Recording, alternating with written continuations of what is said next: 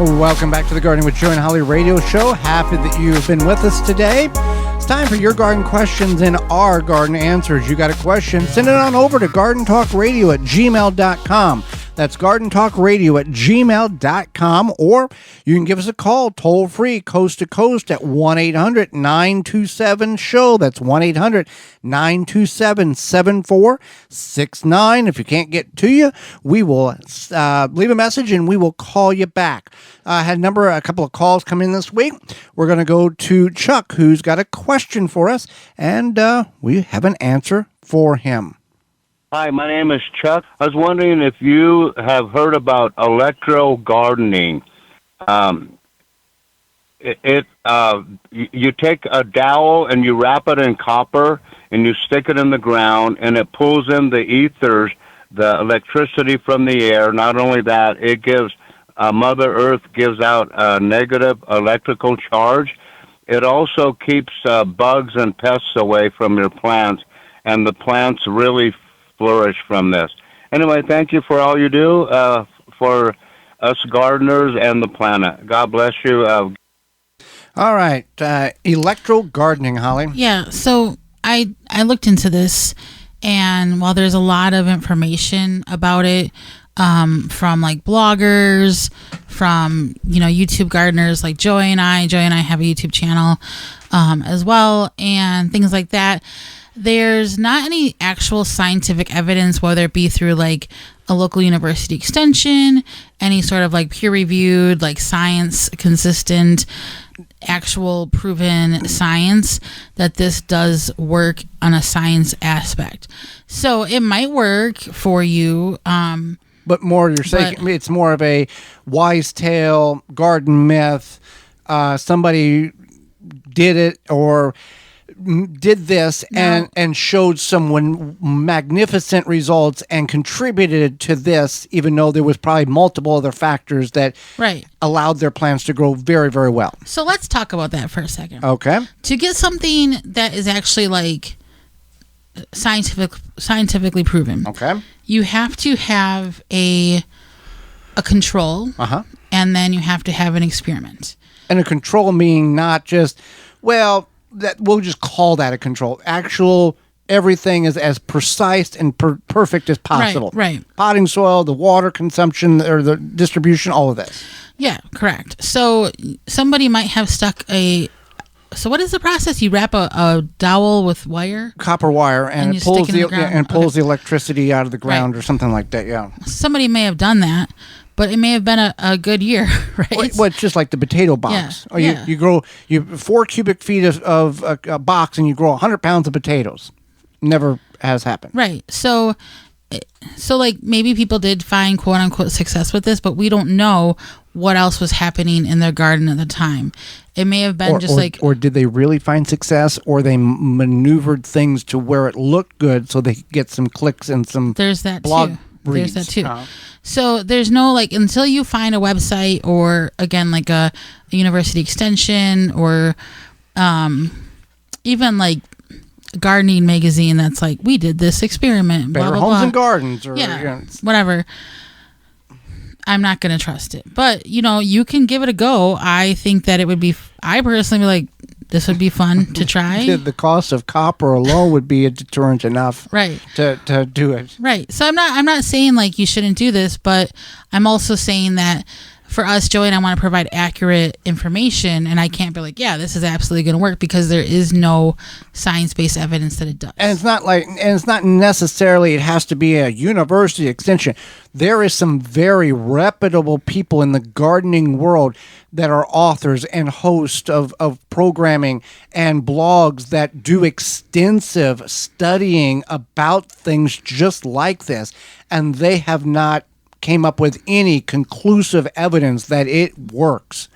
So use your metal post for securing the fence to keep the rabbits out, as well as deer defeat, and don't buy the copper wire, and move on with your day. Absolutely. All right, let's go to Ed, who listens to our program on WNAX 570 out of Yankton. Yeah, this is Ed from Worthington, Minnesota. 2 questions. I talked with you last fall. I think it was ammonia. I know you give me the ratio of 9-1, and that was, you could spray that on your vegetables and produce to kill the moth. Just kind of needed a little more clarity on it, I guess. And also the environmentally friendly spray, the gallon of vinegar, the cup of salt, and some Dove soap. Can I spray the weeds on my garden prior to planting and then not have any real residual in that soil, or is that a no-no? Okay, Ed, we appreciate you listening. The ammonia, the 9-1 ratio, that is a home remedy in order to spray on your brassicas to kill bugs that are not wanted. And that will work to some degree.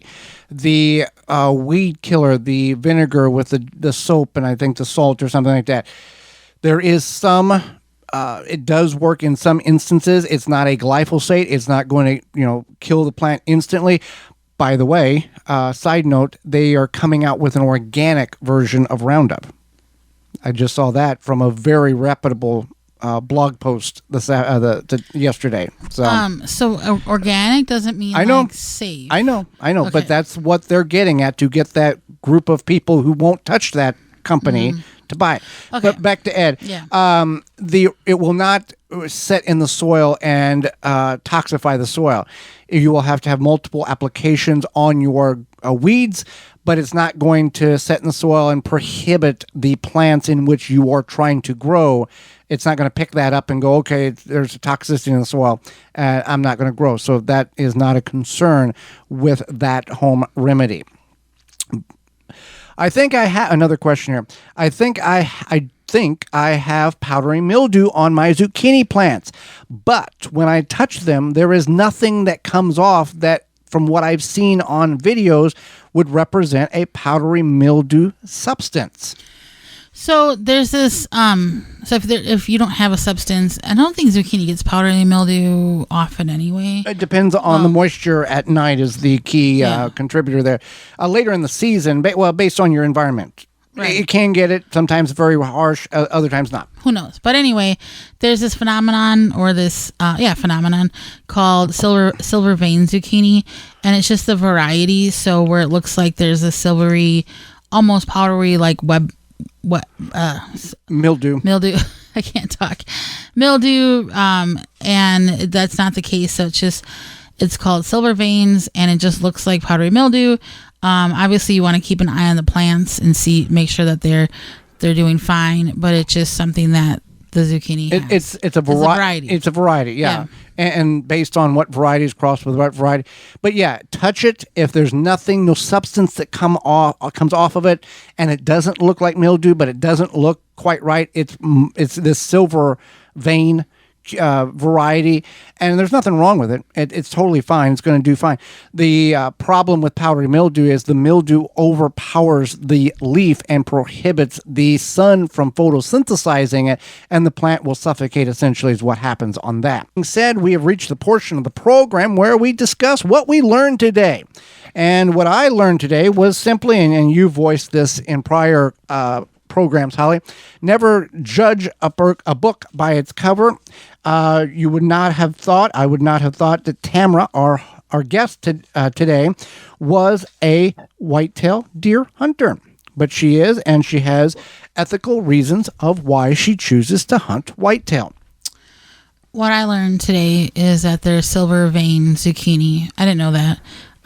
We usually grow the it's Black Beauty. Yeah. So I mean, there's some cross that can occur. Oh yeah, of course. But I just, there's a lot of varieties of different vegetables, and it's interesting that there's one called silver vein. So yeah. All right. Well, what we learned today is brought to you by Honeybee Healthy.